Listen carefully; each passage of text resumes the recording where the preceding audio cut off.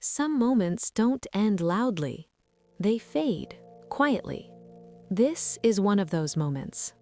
The first time she asked, it was small. It didn't feel like a request that needed rehearsal. She didn't weigh the words or practice them in her head. It arrived the way ordinary things do, between two everyday moments when the room was calm and nothing seemed at risk. He was sitting at the edge of the couch, shoes still on, tie loosened but not removed. His phone rested in his palm, face down, as if he were allowing himself a brief pause before the next obligation. The light from the window had softened. Late afternoon had begun to lean toward evening. She stood in the kitchen doorway and said it simply, not urgently, not emotionally, just enough to be heard.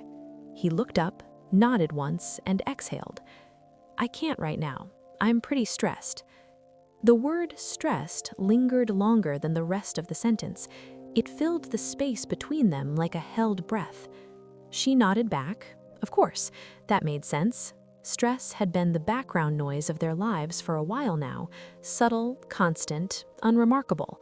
She told herself this was timing, nothing more, a crowded moment brushing up against another crowded moment. She didn't ask again. Not that day, not the next, not the week after.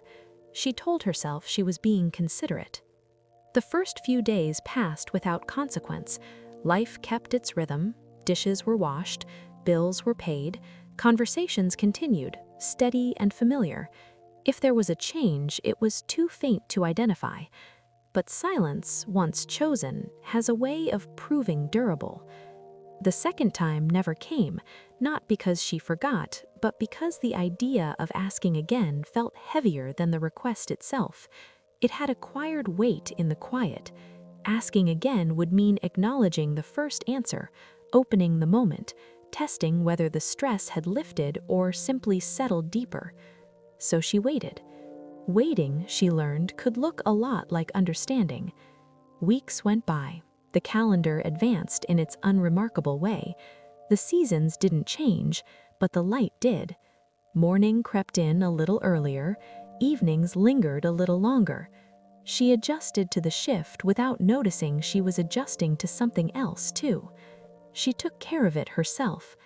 At first, it felt temporary, a solution borrowed from patience. She assumed it would circle back, that eventually, when things were less intense, he would remember, or ask, or notice the space she was holding open.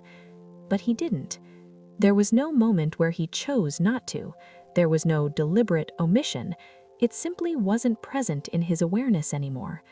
The request had dissolved the way brief conversations do when they aren't anchored by urgency. She became careful without meaning to. Careful not to bring it up at the wrong time.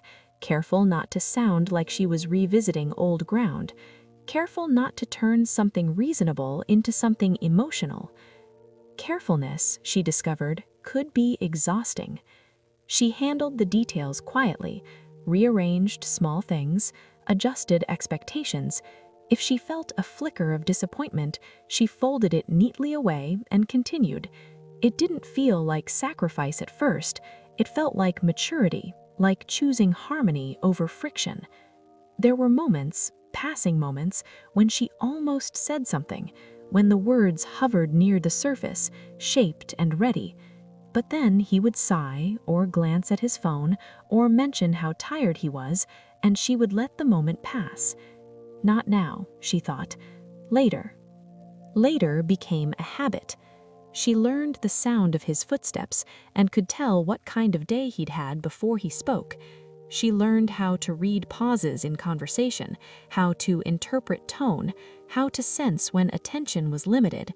She used this knowledge to avoid burdening him. It felt like love at first, but love, when paired with silence, can begin to resemble disappearance. She didn't mark the exact day it shifted.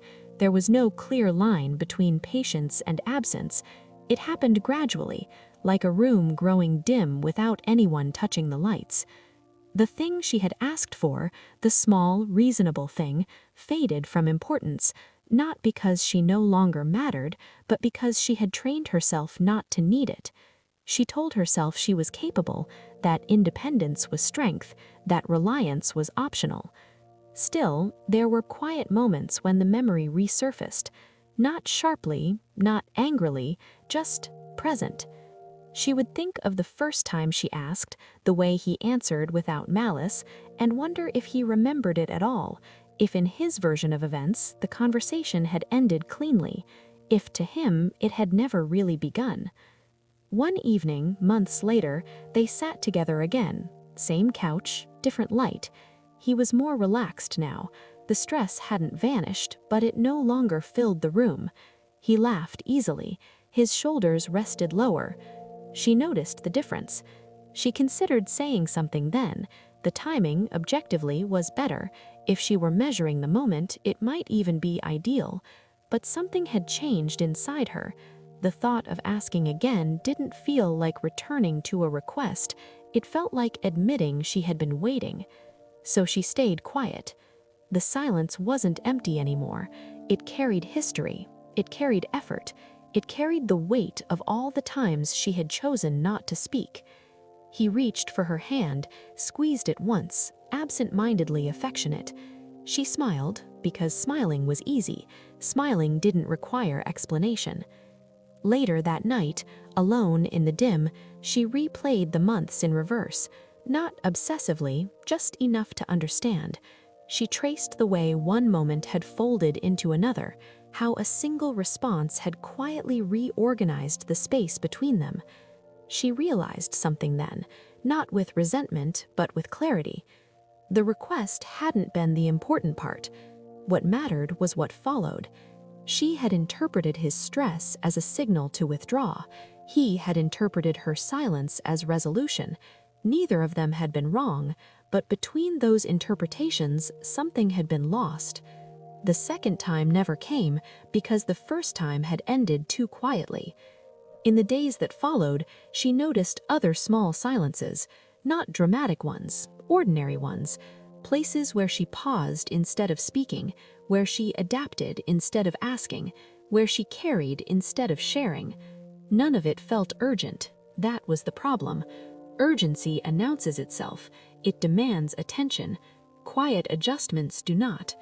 She wondered how many things in a relationship could be reshaped this way, slowly, gently, without anyone intending harm.